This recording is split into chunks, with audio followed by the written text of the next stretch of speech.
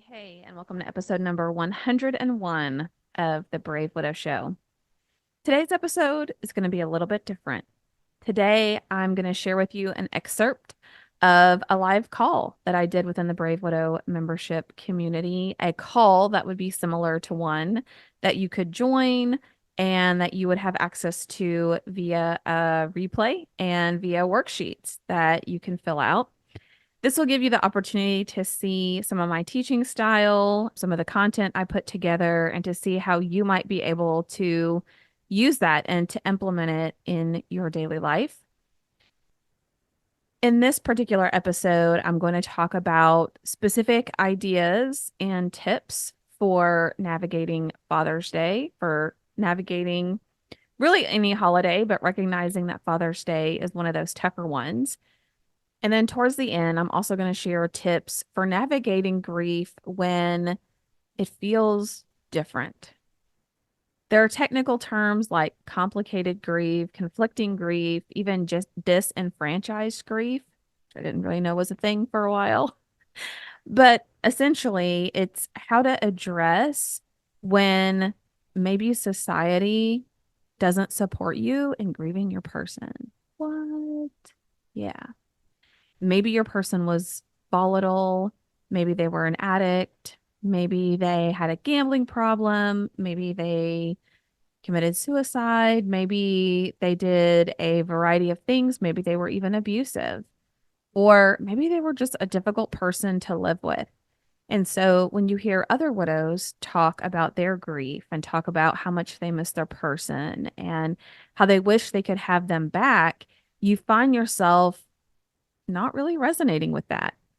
You find yourself thinking that life is a little calmer now than it used to be.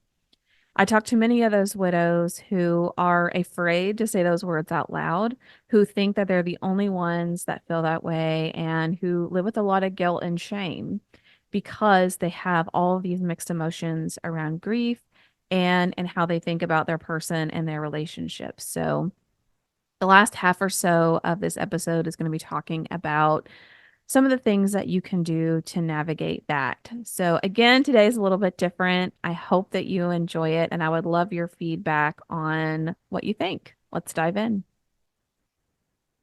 Hello, brave widows. I am just giving everyone another minute or so to get logged in and get signed on. And while we wait for everybody to get in, you may notice I'm in a different place.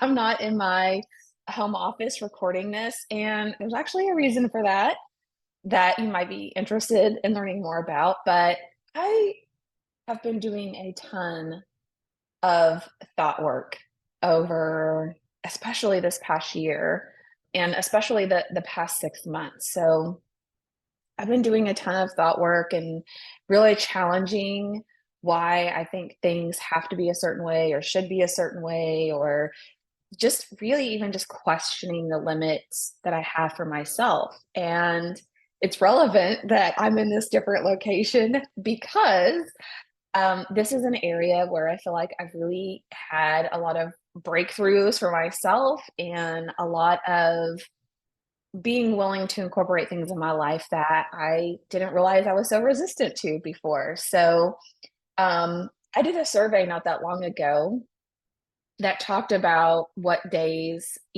people wanted to attend on the Brave Widow calls, which times are more convenient. And Friday was the second most popular day. Actually, Monday was the most popular day, which was surprising. But I thought to myself, well, I can't really do Fridays because Fridays is when I do everything else in my life, right? Like, I'm currently at a location where we're flipping this rental from long term to more of a short term, like Airbnb type situation.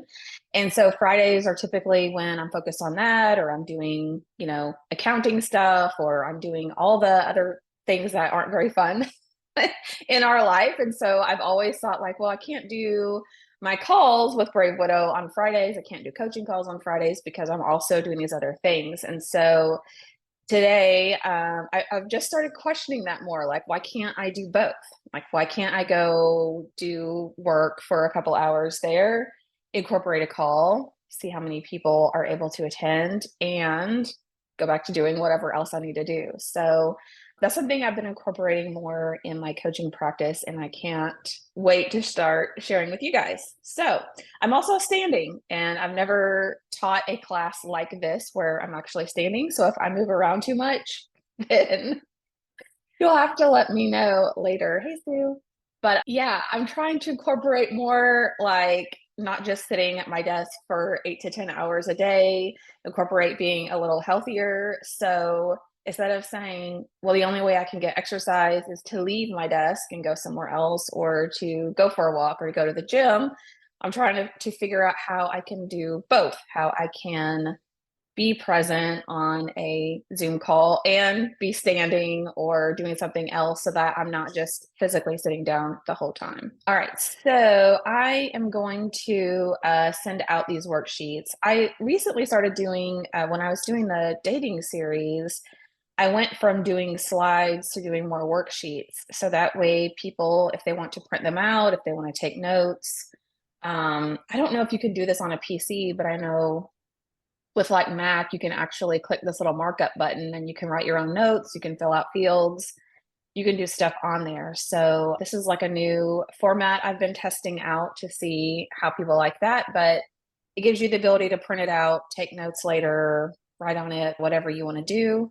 So today I'm going to talk about ideas for Father's Day and how to keep your person's spirit alive and present with you. And then I also have some tips for people that have like conflicted grief, or what they call disenfranchised grief, which would be society doesn't understand why you're grieving. Maybe your spouse was a mean person, maybe they were an addict, maybe they were abusive, maybe they just were volatile to be around. And so people don't really understand how you're missing that person, but you obviously still have lots of emotions around that. So I'm incorporating that and may end up doing a full session on that, just depending on the feedback from everybody. I'll also start by saying that however you want to recognize Father's Day or not is totally okay. Sometimes with major milestones and holidays, we like to keep the same traditions. We like to talk about it. We like to make them feel like they're here. And other times it's like I'd rather just take a trip, do something else, not make a big focus or big fuss about it. And so if that's you, that's totally fine. You're not expected to make a big thing about these holidays or special events if that's what you don't feel like doing. Make sure my phone's turned off here. Okay. So, some ideas of keepsakes or things that you could do with physical items that they have. So, you could wear something that they owned. Nathan was a huge watch collector. He probably had, I don't know, 20 watches. He was always trading, buying, bartering. Like, I'd always notice he'd have one watch, and then 2 months later, I'd be like, "Where'd you get that one?" He's like, "Oh, I sold this one to get that one." I'm like, "Okay." So that was always his thing. And he was always tinkering with like the watch bands. And so I have like 50 different types of watch bands and like 10 of the same kind, but different colors. So you might have something of theirs that you want to wear physically to feel like you're closer to that person. It might be their ring or their watch. A lot of people will wear their spouse's ring, or they'll have it made into, a new ring, or they'll combine rings to make something else. For me, I did a lot with my ring. I changed it to a necklace. I changed it back to a ring. I wore it on my right hand. I took it off. I wore it. I took it off. I've been a lot of drama with me and my ring. Okay. But some people like to just like reinvent a whole new thing with the jewelry. So that's, a cute idea. Um, but if you have a shirt that you like to wear, or a bracelet, or just something of theirs that you physically want to wear, that's always a nice way to feel closer to them. You might do something like frame something that they've written or drawn, or have something made with their handwriting on it. Sometimes people make jewelry Sometimes, like, it's kind of the same idea of if your grandma had handwritten a recipe, then maybe you have that laser engraved on a piece of wood or like a cutting board or something in your kitchen. But you could do that with like a love note that they've left for you or a special message. You could put that on a shirt. You could engrave it on like a bracelet or a necklace, or there's all kinds of things that you could do. Some people might even get a tattoo, with their husband saying, I love you, or something like that. There's a lot of cool ways that now with technology, we can take something they've written in their handwriting and put it on something else. You could create a video collage. I love making videos. I even had a video collage at Nathan's funeral. But I just love making like those little music videos with different video clips of them in there. Nathan was just a super funny guy. So he had all these very random, funny Facebook posts. And so I screenshotted a lot of those Facebook posts and put them in between the videos in that whole collage. So people were like laughing while they're watching it. And it was a great way to just like highlight how funny of a person he was. So you can, like, if you have an Apple phone, there's iMovie, and I think if you're a Windows person, Windows still has their movie maker. But it's pretty straightforward. It's not as hard at all as it used to be to create a video collage. And that might be something fun that you could do and share with family or share with your kids or just have for yourself. And I tend to put them out on YouTube just so at any point in the future, it's not something that's lost that my kids couldn't go find. If something happened to me or 40 years from now, they want to see it, like it would be out there. You could create a shadow box of items that they liked. And so you could go to, if you have like a craft store, like a Hobby Lobby or Michael's or something, then they can help you if you take several items of things that they liked and help you pick out a frame and a shadow box and just like have a little collection of things that they really liked. And that could be something that you put together or you find or that you put together and have ready for Father's Day. You can have a blanket with photos of them printed on it. Or I also love this idea of having like a quilt or a pillow or a stuffed animal with material from their shirts. So, like, take their shirts and cut them into different pieces and then actually make something that you can use on a normal basis, which I haven't done it yet. I haven't taken the time to find someone to do that, but that is something that I eventually want to do and have some clothes set aside to do eventually, or save them for our grandkids in the future too. All right, so traveling, I found for me, travel was very helpful in the healing process. And I've done a mixture of traveling to places that we loved together and also traveling to places that he never would have gone or that he would have hated. So it can be bittersweet going to a place that you both really loved. But I talk a lot about St. Augustine, Florida. And for whatever reason, I don't know if it's because there's so much history there. It was like one of the city, I think the first fort was founded there in the 15 or 1600s. Like it's one of the very earliest settlements in the United States. And so there's so much just history there. I think it was probably the pirates that Nathan really liked all the pirate stuff there. But it's a really just kind of cool place to go. So we went there several times at different times of the year. And so I took the kids. It was on our anniversary a year after he had died. They had never gotten to go. It was always just pretty much us. So I took the kids and I got to tell them, like, this was your, one of our favorite restaurants. This is why we liked it. There's a pirate museum. You heard your dad talk about that. And it was just really cool for them to almost get to learn more about Nathan or see a different side of him and experience those things while at the same time getting to go on a new adventure. So, yeah, there were like mixed emotions about that, but it also is really nice just to take them and share those memories and those experiences. I then later that year ended up going over to England. I met someone from there and I got the grand tour of London and some of the south parts of England. And it was one of those like I realized life is short. I always wanted to go to Europe, and I finally just up and went. And it was just an awesome, awesome trip. And it was great just to experience something that didn't remind me of Nathan. It wasn't a memory that we had shared together. It allowed my brain the ability to make new memories that didn't necessarily have him present for them. And I would catch myself going, "Oh, I wish Nathan could have seen it." And then I would say, "Oh, he would hate it here. There's like no air conditioning." He would have died in some of these shops. He was so hot natured. Like he would have died. There's so many people. Like, let's be honest, he would be miserable here. But you know, that's something that you can do, and I know other people have done.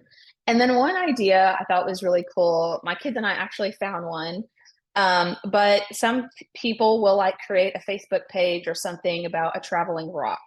And it's like the one we found was a rock that had an M&M painted on it, and it had the Facebook page on the back. And it basically said, take the rock, put on Facebook like where you found it, and take it somewhere else, to a different state, to a whole different location, and put it where someone else can find it. And it was just really cool to see like all these people and all these places this rock had traveled across the United States. We ended up finding ours in Albuquerque and brought it back to Arkansas and hid it. So I think that's super cool idea that you could do. Incorporating some of their favorite things. This is a great way for just really making it feel like they're still there and that you're engaging in some of their favorite things. It could be playing their favorite game. It could be you have a movie marathon day and you're just watching all of their favorite movies. It could be their favorite cologne or perfume. It could be listening to a playlist of their favorite songs. That's one of the things that I'll do on Nathan's birthday is basically go out to the cemetery, sit graveside, and just listen to a playlist of all of his favorite songs, even though I don't like all of them. It just really reminds me of him and makes me feel like I did when we were in the car together, and he always dominated the playlist. It could be finding a project that they had started and then they end up not getting it done. So that might be something that you want to finish, which would be cool. And in Nathan's case, there would be several of those that I'd be able to pick from. But mostly ones I don't know how to do. It's like done parts that were somewhat put together and I just put them in a box. Like somebody will know what to do with this, not me. But there are a lot of things that you might, choose to pick from. You might start picking up one of their favorite hobbies. So, in that example, I did start shooting more and getting more interested in that. And I also like learning more about watches and wearing different watches and all that. So, that's kind of a cool way. I know he's probably thinking, like, well, now of all the times, now you're interested, but it's still a good way to feel like you're engaging in something that they really like. You could think about some of their favorite sayings or something like a phrase that they're just always saying or something like that. And you could put it on a t-shirt or a mouse pad or, just have a collage of those things. Like if there's different things that they would say all the time, then you could have something that just reminds you of that. That brings back some good memories. You could go to a concert or a sports event that they like to go to. So for my birthday, um, it was it was the year before COVID, so it was 2019. And for my birthday, Breaking Benjamin, he had got me hooked on that band. It ended up becoming one of my favorite bands. And so our anniversary and my birthday were like 10 days apart. So for like a combo gift, we got tickets really up close to the front in Cincinnati to go see Breaking Benjamin. And it was an amazing concert. And while we were there, of course, we took a selfie of the two of us. And there were these guys that were sitting behind us, and they totally just like photobombed the picture and were being goofy. So, of course, Nathan has to turn around and start talking to them. And they had their own band, and it's called Enemy, but it's spelled Enmy. And we were talking to them, and they're like, "Oh, if you like Brady Benjamin, you're going to love our band." and they were, just getting started. And so it was two guys, and we went to one of their very first shows there in Cincinnati. So like that was a cool experience. He ended up becoming friends on Facebook with one of the guys. Um, After Nathan died, one of those two guys actually ended up dying as well. And so it was just a weird, very bittersweet experience. But the band Enemy over this past year, they actually signed with an official record label, which was super cool.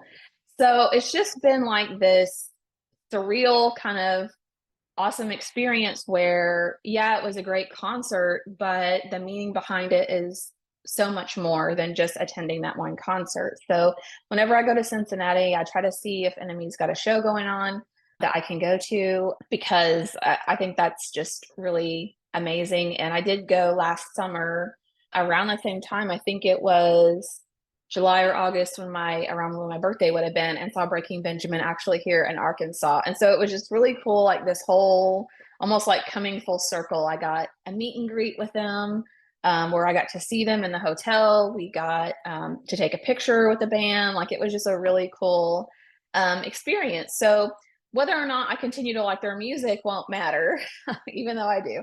But I think it'll just be one of those things that just always has great memories and threads of a story. And then, of course, having their favorite food. Nathan was a huge foodie. So incorporating their favorite food is something that you could do on Father's Day. Is just have a whole meal where it's like all of their favorite things. And then here on this picture, we, you know, our family, we would say we liked doing escape rooms when Nathan was here, but he was not the most patient person. So it was like, it was fun for the first, 75% of the escape room. And then it was stressful, but this was our first attempt of an escape room without him. I think we were actually in St. Augustine or Orlando for this one. So it was fun, but just, different without him being there. All right. So, some other ways to keep their spirit with you this Father's Day is to take time as a family to write down some funny memories or favorite memories of them, and to put it like in a jar or in some sort of time capsule. And then you could do that each year. And as the years go by, reflect back and see, what memories always stood out to you, what memories maybe you've forgotten over time. Um, just I think that would be a really cool experience. So I may try this one with my kids this year, is just like creating some like a time capsule with some memories.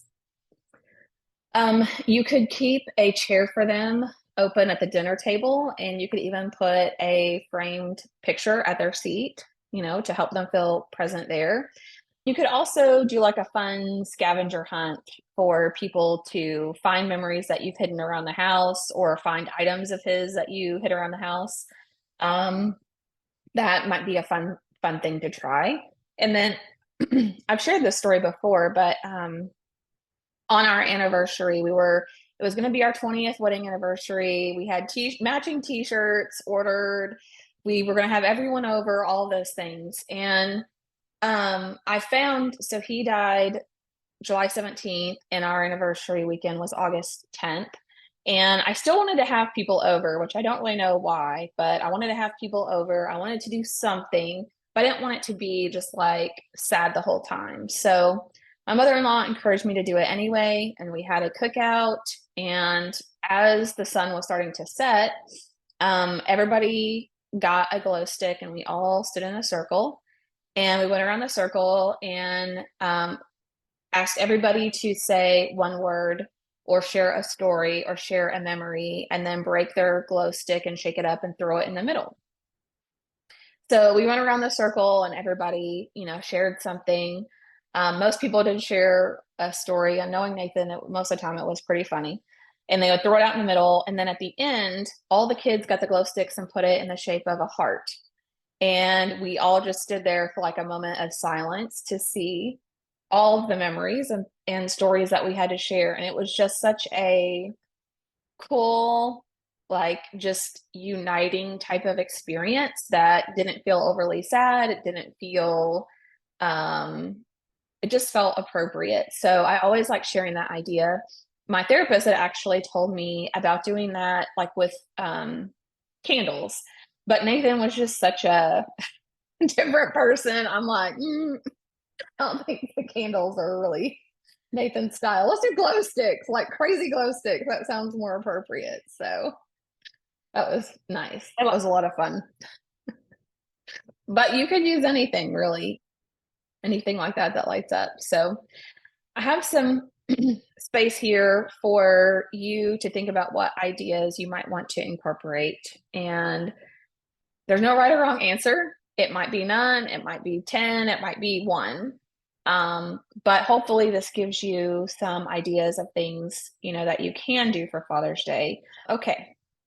So, I didn't realize that there were so many different types of grief or words to describe grief. And I think there were like 4 or 5. And so I just picked these to talk about for widows who really struggle with feeling 100%, oh, I'm grieving my person. I wish they were back. My life was so great. Unfortunately, not all widows feel that way. And I know that some of you are in the community, and I know that um, some of you are quieter because you don't want to feel judged, or you don't want to feel like you just feel a little more isolated and alone as you're trying to figure out all of these mixed emotions that you have with grief. Because even though you're grieving and even though you're having like all the emotions at the same time, maybe life is a little easier now. Maybe you feel a little more free. Maybe you just feel that things are calmer because you don't have to walk on eggshells, or because you don't know how your person's going to respond to something. And so I just wanted to acknowledge that some people may be going through that, especially for Father's Day, and give you some tips for being able to move forward and acknowledging what you're going through. So I think I have 8 total suggestions. So one is first to just acknowledge there is complexity there. There is complexity and emotions with, well, on one hand, everyone I know tells me I should be glad he's finally gone. Like I don't, maybe they were not a nice person. Maybe they racked up a bunch of credit card bills. It could be maybe they struggled with addiction and spent all our money on gambling or did something else. Like whatever it is, on one hand, people don't expect that I would be grieving that, because now I don't have to live with that on a day-to-day basis. But at the same time, I am grieving it, and maybe I don't even understand like all the emotions. Like there's relief and there's sadness. You can also find that with a spouse that had a terminal illness. So maybe they were suffering, or maybe they were in hospice, or maybe physically you had to watch them suffer. And so, on one hand, you're relieved that they don't have to be in that situation anymore and they're not suffering anymore. But on the other hand, you really miss them and you would give anything to have them back. And so, the first suggestion here is just to acknowledge that that type of complexity and that type of mixed emotions is normal. It's okay. There's nothing abnormal about that. One thing that grief teaches all of us, if we are open to learning it, is that we have to incorporate opposite emotions. We can be happy about something and sad at the same time. We can miss our person and be relieved that they're gone at the same time. And so our minds like to think about either or, but grief is about accepting both and, which is a very complex concept and situation. Um, the second suggestion here is to find support. So if you don't have someone you're talking to, if you don't have a support group or a grief share, um, you need an opportunity to be able to talk about it. You need the opportunity to be able to say the things that you feel guilty for saying the things that you've never been able to say out loud, or that you are so afraid of judgment for, that you're afraid to say those words. You're afraid to write them down because you feel like people are going to look down on you, or they're not going to understand, or they're going to make some crappy comment, which does sometimes happen. But you need to find an outlet to talk. The answer is not to shut down, to isolate, to just suppress everything that you're feeling. So whatever environment feels best for you, maybe that's therapy, maybe it's coaching, maybe it's a group, maybe it's this community, maybe it's grief share, maybe it's another group in person. Whatever that is, you need an environment where you feel that you can open up and talk. And if you've been in a situation that's difficult with your spouse, then sometimes it feels like it's really hard to find those people, but I promise you they exist and they're out there. We've had many guests on the Brave Widow show where people lost a spouse to suicide, to addiction, to overdose, to all kinds of things. We've had widows that were divorcing their spouse and were separated, and their spouse ended up dying before that was final. So even just on the podcast, we've had several guests that are in those situations where life with their person wasn't just fairy tale beautiful, everything was great. Like, it was really difficult to live with that person. So those people do exist and they're out there. Just sometimes people are more hesitant to speak up because they feel alone. Our third tip here is to focus on taking care of yourself. So to make sure that you're eating healthy, that you're eating routinely, that your sleep is well, that you're exercising to some extent, or you're standing up more like me, and you're finding times to just fully relax. I love going to get a massage. I also, in the past, I've enjoyed things like yoga or meditation, just things that really require you to not shut off your brain, but to focus on where you are in the moment and just be like fully relaxed is super important. If I don't do those types of things, I get very irritable, I get crabby, I'm not a great mom for my kids. And so I tell them, like, I need time to do these things so I can show up and be the best version of me, and I can be a normal functioning human. And you need those things too. It helps you to think clearly. I love Dr. John Deloney he's part of Dave Ramsey's team, and he has a podcast. And I think I heard him say one time, is when our mind is really loud and we're having just lots of anxiety or depression or drama, or things are happening in our mind, one of the best things we can do is turn to our body. So having trouble quieting our mind, taking a walk helps. Making sure we're getting good sleep helps. Moving our bodies, or getting our bodies where our nervous system and our mind can calm down from all that noise, is super helpful. All right, number 4 is to set boundaries.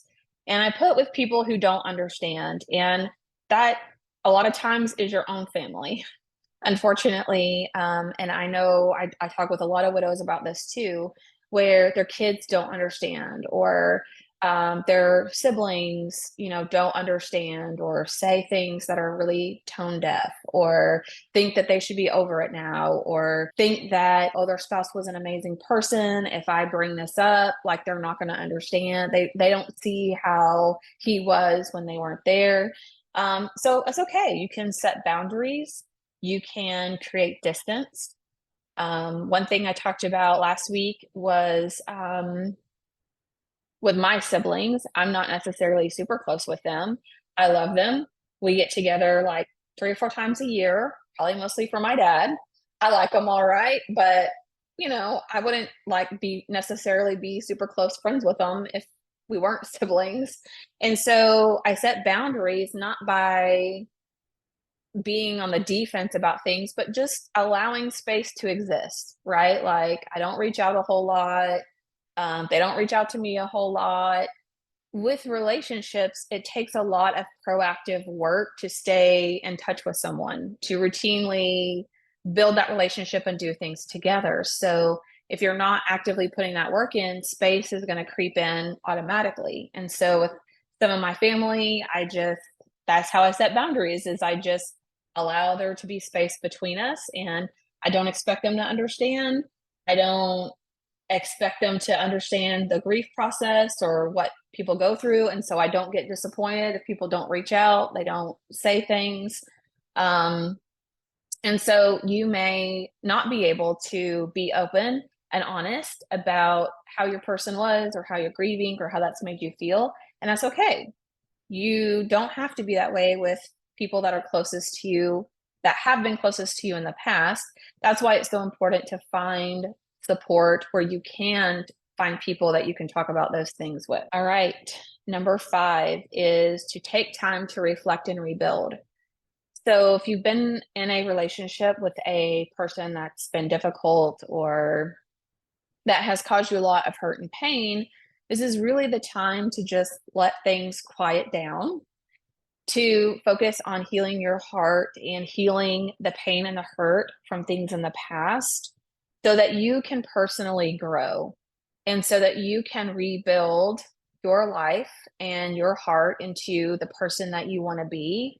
And you can take the time to plan that out and take the time to take some of those steps and to figure out what you want life to look like. Figure out what does a healthy relationship look like. And the more that you work on your own healing and self-worth and growth, the more that you're going to be confident in if you engage in a relationship with someone else in the future, whether it's a friendship or a romantic relationship, you're going to know what to look for. Whether it's a romantic relationship or not, it's important that you take the time to really understand what you've been through, take inventory of where you are and where you can heal, and learn about attachment styles, about communication styles, about what are healthy boundaries and healthy relationships, what is actually possible for you, because you inherently, as a human being, have worth. So this is a good time to focus on those things. Number 6 is new connections. It's really important to find people who are supportive of you. And that doesn't have to be anyone who knows anything about grief. I often recommend that people focus on not abandoning everyone that you know, but that you have a small group of acquaintances or people that don't know how you were in the past. Like they don't know the old you. They don't have expectations of how you used to be. They don't know your spouse. They know nothing about you other than having met you as a widow and forward.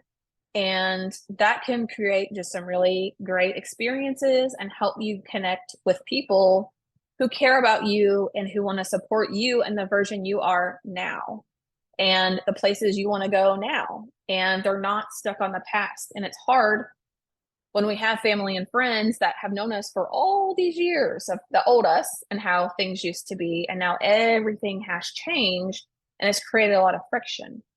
And sometimes it takes time for people to adapt, and sometimes people never adapt. And that's where we have to create space and start setting some boundaries. But it is important that you find some new connections and people who are supportive so that you don't feel so alone. Number 7 is to show grace and be gentle with yourself. You've been through just losing a spouse or a fiance is a lot. And so show yourself grace, be gentle, recognize that you've gone through a lot, and it's okay if you need to rest. It's okay if you need to take baby steps.